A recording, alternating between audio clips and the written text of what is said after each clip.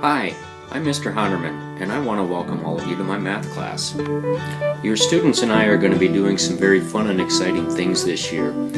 Common Core State Standards will be an integral part of our class, along with some new technology thrown in. Part of that technology that we're going to be using is an app that's called Kahoot!It. It's an interactive app that allows me to actually help determine where the students are at and who's grasping it and who is not. The other part is another app called Khan Academy.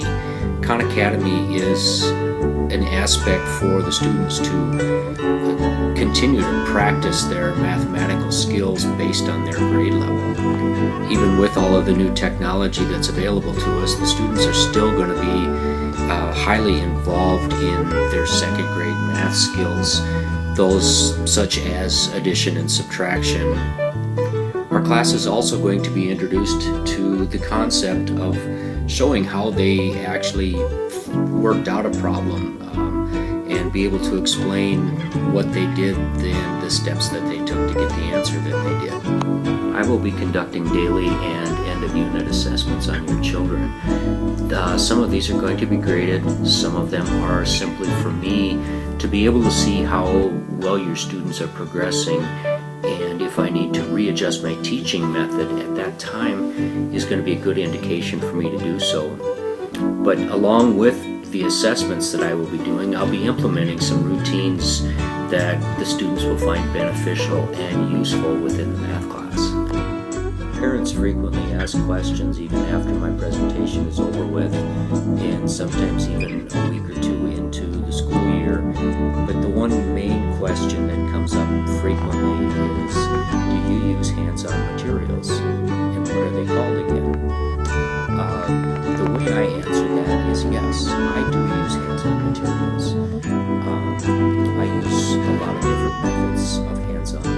I use number lines, I use colored counting sticks, and I will use some of the different technology that's available too for the kids to be able to work out their problems and see just what they're doing in a little more interactive area for me as well to understand possibly what their thought process is, so we'll go on with that. Another common question that comes up is that my child gets really nervous about math.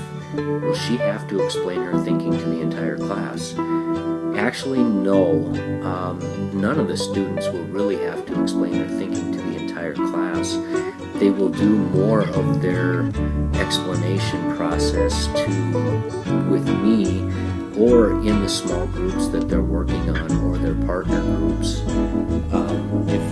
When I break them up into groups of 2 or into small groups of 4 or 5 students, then yes, they will all take turns explaining their answers that way.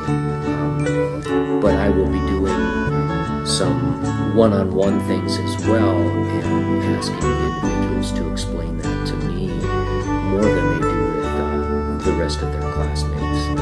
I want to thank everyone for coming tonight. Once again, welcome to our classroom, and please remember that if you have any questions or concerns about your child or anything else that's going on during the school year, please feel free to contact me, email, phone calls, or even just stop in after school. The door is always open, so I'm welcome to visit with anybody and everybody. Let's all have a good year, and again, thanks for coming.